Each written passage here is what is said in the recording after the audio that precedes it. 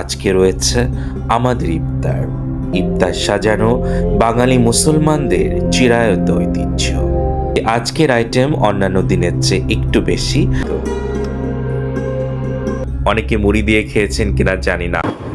ইফতারের সময় হয়ে গেছে। লাস্ট যে ব্লগটা দেখেছেন সেখানে আমাদের দোকানের ইফতারের নানা প্রস্তুতি সেটা ছিল। দোকানটা একটু হালকা দেখিয়েছি, বাট আজকে যেটা আসবে সেটা হচ্ছে যে আমরা তিনজন জাস্ট ইফতার। তো আজকে ফ্যামিলি ব্লগ চলছে। আসলে রোজার সময় তো কোথাও ঘুরতে যাওয়া খুব একটা হয় না, তো বাসাতেই থাকা হয় ছুটির দিন বলতে। দেখতে থাকেন।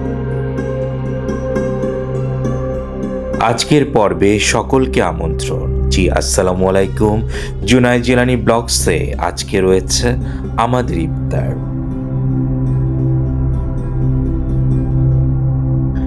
চলছে পবিত্র মাহে রমজান। মাহে রমজানের এই মাসটির জন্য আমাদের সকলেরই থাকে সারা বছরের অপেক্ষা।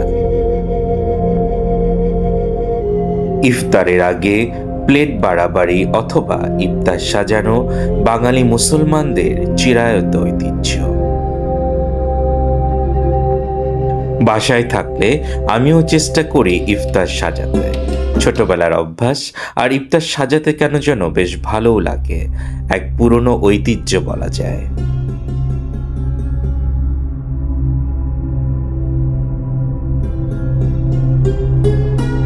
আমাদের জন্য প্লাস নিচেও ইফতারি যাবে, সেই জন্য প্লেট গুছানো হচ্ছে।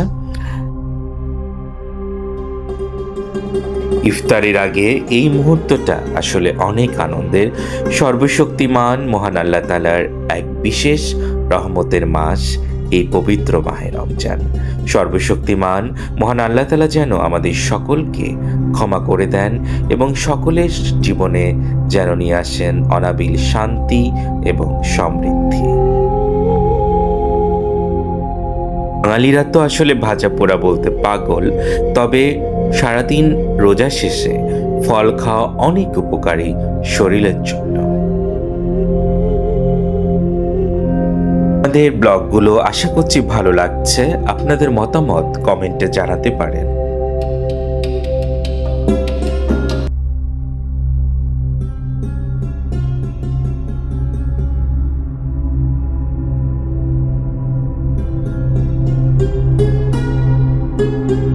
সর্বশক্তিমান মহান আল্লাহ তাআলার রহমতে আজকে আমাদের ইফতারিতে রয়েছে ছোলা, নুডলস, বুন্দিয়া, দুধ সেমাই, হালিম, পেঁয়াজি, বেগুনি, আলুর চপ, জিলেপি, রোল, নানা ধরনের ফল, খেজুর সহ নানা কিছু।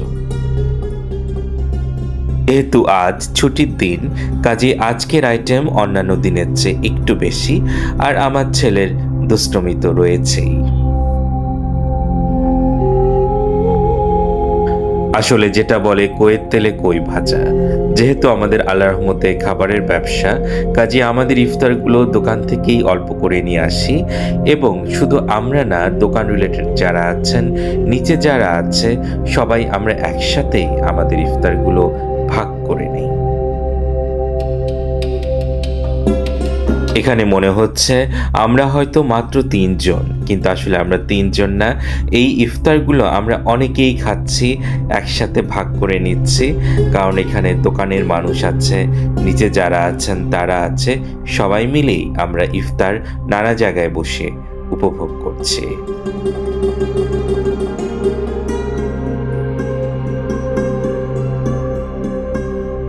আমাদের ইফতারগুলো আল্লাহর রহমতে আমাদের সম্মানিত ক্লায়েন্টরা পছন্দ করে থাকেন। তার একটা কারণ, আমাদের সমস্ত ইফতার বাসা থেকেই পরিবেশিত হয়। ছোটবেলায় আসলে অনেক বেশি ভাজা পোড়া খাওয়া হতো, তবে এখন ভাজা পোড়ার পরিমাণ একটু কমে গেছে। ছোটবেলায় আসলে বেগুনি বলতে চরম পাগল ছিলাম, তবে এখন অনেকটা বেশি খেতে পারি না। আল্লাহর রহমতে আমার ওয়াইফও এনজয় করছে।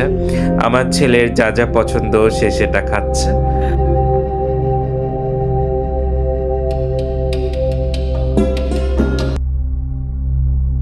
আসলে আপনারা জানেন কি না, এই ইফতারগুলো তৈরিতে আমাদের সারাদিন অনেক পরিশ্রম যায়।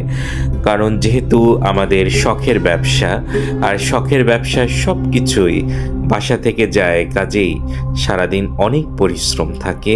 এবং সারাদিন রোজা শেষে যখন পানিটা মুখে নেই, তখন মনে হয় যে কি যে শান্তি। এটা অবশ্য যারা রোজা রাখেন তারা সবাই বুঝতে পারেন। আসলে এটা ভাষায় প্রকাশ করার মতো না। তবে আপনারা দোয়া করবেন আমরা যেন আমাদের এই ছোট শখের ব্যবসা আয়োজন চালিয়ে যেতে পারি, এবং আমরা যেন বাসার খাবার আমাদের ক্লায়েন্টদের সুস্বাদু এবং স্বাস্থ্যসম্মত খাবার পরিবেশন করতে পারি।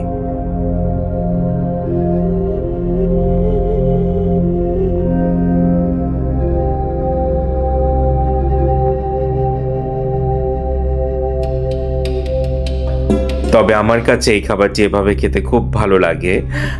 ছোলা নুডলস সাথে আলুর চপ, বেগুনি, পেঁয়াজু, মুড়ি দিয়ে মাখিয়ে খুব মজা। আমার কাছে কেন যেন খুব ভালো লাগে এই জিনিসটা খেতে। আপনারাও টেস্ট করে দেখতে পারেন। নুডলস, ছোলা একসাথে মুড়ি দিয়ে মাখিয়ে সাথে পেঁয়াজি, বেগুনি, খুব মজার কিন্তু।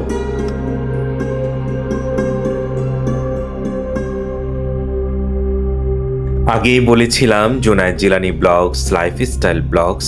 এখানে রয়েছে নানা কিছু ট্রাভেল, রেসিপি, হোম, ফুড সহ অনেক কিছুই আমরা দেখানোর চেষ্টা করছি। কাজে আমাদের জুনায়েদ জিলানী ব্লগস এই চ্যানেলটি প্লিজ সাবস্ক্রাইব করবেন। সাবস্ক্রাইব করলে আপডেট ভিডিওগুলো আপনার সাথে সাথে পেয়ে যাবেন।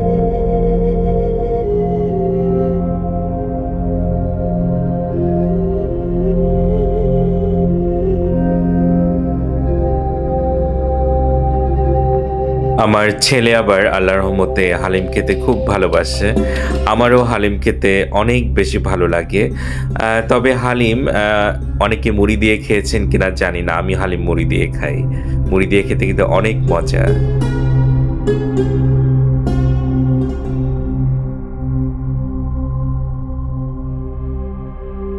রমজান মাস আসলে এখন বেশিরভাগ ব্লগই যারা করেন তারা ইফতার রিলেটেড, সেহরি রিলেটেড এই ধরনের ব্লগসে আপনারা এখন হয়তো বেশি দেখছেন। কাজে আমিও জুনায়েদ জিলানী ব্লগসে আজকে আমাদের ইফতার নিয়ে ব্লগটি করলাম। আশা করছি আপনাদের কাছে ভালো লেগেছে। আপনারাও আপনাদের পরিবার নিয়ে মজার মজার ইফতার উপভোগ করেন। আমাদের জন্য দোয়া করবেন। আপনারাও আশা করছি ভালো থাকেন। নেক্সট সুন্দর কোনো ব্লগ দেখার অপেক্ষায়। সকলকে অসংখ্য ধন্যবাদ অ্যান্ড আল্লাহ হাফেজ।